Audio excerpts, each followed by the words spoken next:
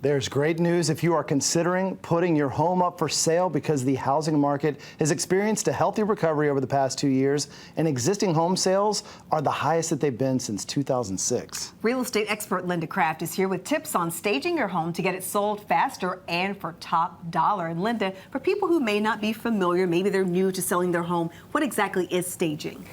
Staging is an art because it encompasses color, space, and orientation. Yeah. So how that room is viewed and how it feels, where you place furniture. It's also psychology, and maybe a little bit more psychology than anything else, because we're trying to get a human being to behave a certain way, which is write a big check.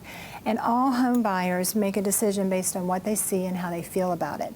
So the more you can control those emotions, the faster they are going to do what we want them to do, buy your house. And then last is absolutely marketing, because today, marketing is about getting a positive result. It's about creating the most opportunity that you can for your home seller to be exposed to every buyer and to do it in an excellent way that draws them to respond the way we want. Why does staging seem more important when it comes to selling homes now than it used to in the past? Oh, that is such a great question, because today buyers are shopping on a telephone or an iPad, this little bitty device, maybe a computer, and they're making their decision about how they feel on a photograph. The other thing that people aren't thinking about is HGTV has had a huge impact.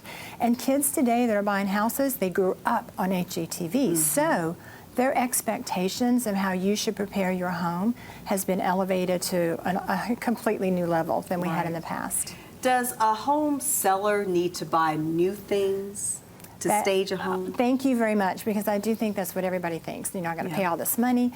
No, what we want to do is we want to edit down the things they already have. They don't have to buy new stuff. You may not need to buy anything. They may not need to buy a thing. And when I say edit down, we're going to go into the home and we're going to help them to remove things out of the home that would cause the space to look small, both in that photograph as well as in person.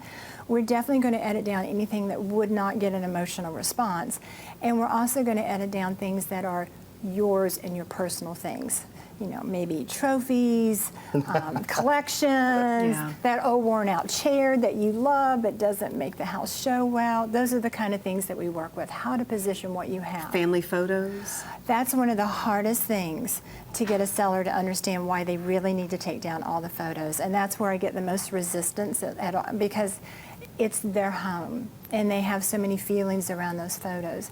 What they don't consider is that when that home buyer is walking through their home, for me to be able to get them to write a check, we have to control their emotions and their behavior. And the moment their feelings stop about that home and what it means to them, and they get distracted with that photo, we've lost that opportunity.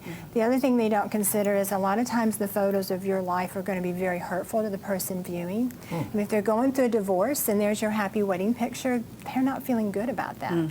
If they've always wanted to have children, and they couldn't, and there's all this life of your family, they're not going to feel good about that. And that goes back to psychology. It really does. Even pictures like mom and dad and the family reunion. You know, my father died young, my mother died last year. I'm a human being, I can't help myself. When I see that, for that moment, I think about my loss. And that's not how we win the gold, right? And is that de-decorating? De-decorating, thank you. That's a great question, because we have spent a lifetime in our home decorating it the way we like. I love animal prints, so you can imagine what my house looks like. And then some people have spent thousands of dollars on heavy window treatments and that sort of thing. And you know, this is their home and this is how they present it. So getting people to undo some of that. You know, if they bought those window treatments 10 years ago, I'm sorry, they're dated, they're too heavy, they're not in style. And so pulling out the things that had made it a home for us and making it more neutral and appealing to today's buyer is just critical. And it's so critical that every listing that I take, I have my stager go out and meet with my sellers to give them a free consultation on what they need to do to get their home to actually compete and win. And they will end up, you know, realizing maybe 5 to 10% more money in their pocket by following the advice of the stager. That's significant. It's huge. That's amazing. And yet we get so much resistance because they either don't understand staging, they don't understand the value of it, and they don't have the psychology and the art thing all together.